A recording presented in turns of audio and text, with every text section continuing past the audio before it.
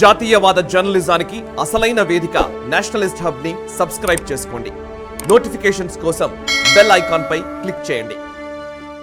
2021 December 19న కేరళలోని అళపుజ ప్రాంతంలో BJP OBC Morcha రాష్ట్ర కార్యదర్శి రంజిత్ శ్రీనివాసన్ దారుణ హత్యకు గురయ్యారు. అప్పట్లో ఈ హత్యోదంతం దేశవ్యాప్తంగా సంచలనం సృష్టించింది.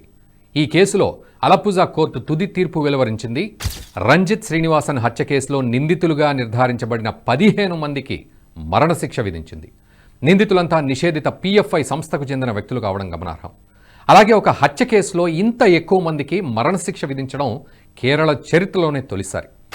రంజిత్ శ్రీనివాసన్ హత్య కేసులో నిందితులుగా ఉన్న వారిలో 8 మందిపై హత్య అభియోగాలు, మిగతా వారిపై కుట్ర ఆరోపణలు రుజువైనట్లు కోర్టు వెల్లడించింది. వీరంతా శిక్ష పొందిన కిల్లర్ స్క్వాడ్ అని, బీజేపీ నేతను ఆయన కుటుంబ సభ్యుల కళ్లెదుటే అతి దారుణంగా హతమార్చారని ప్రాసిక్యూషన్ కోర్టుకు వివరించింది. ఈ హత్యను అత్యంత క్రూరమైన నేరంగా పరిగణించి దోషులకు గరిష్ట శిక్ష విధించాలని న్యాయస్థానాన్ని కోరింది. ఈ హత్య అత్యంత అరుదైన కేసు కిందికి వస్తుందన్న న్యాయమూర్తి శ్రీదేవి VG, నైసాం, అజ్మల్, అనూప్, మొహమ్మద్ అస్లాం, అబ్దుల్ కలాం అలియాస్ సలాం, అబ్దుల్ కలాం, సఫారుద్దీన్, మన్షాద్, జసీబ్ రాజా, నవాజ్, సమీర్లకు ఉరిశిక్ష విధిస్తూ తీర్పు చెప్పారు.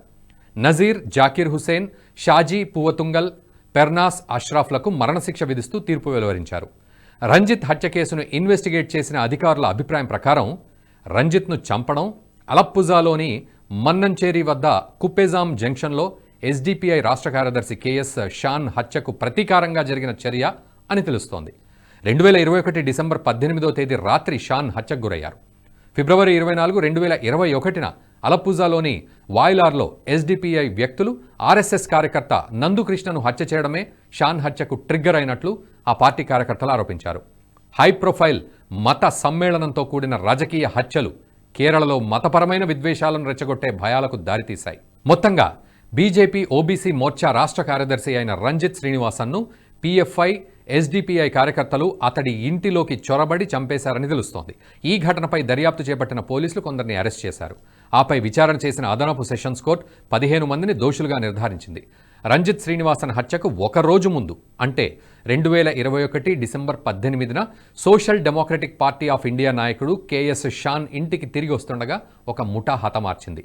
కొద్ది గంటలకే రంజిత్ శ్రీనివాసన్ కూడా హత్యకు గురి కావడం అప్పట్లో తీవ్ర సంచలనానికి దారితీసింది. ఈ వీడియో మీకు నచ్చినట్టయితే లైక్ చేయండి, 10 మందికి షేర్ చేయండి. అలాగే కామెంట్ల రూపంలో మీ అభిప్రాయాలను మాతో పంచుకోండి. Nationalist hub group of channels ను సబ్స్క్రైబ్ చేసుకుని తెలుగునాట జాతీయవాద జర్నలిజాన్ని ప్రోత్సహించండి. ఈ వీడియో కింద ఉన్న బెల్ ఐకాన్ పై క్లిక్ చేయడం మర్చిపోవద్దు.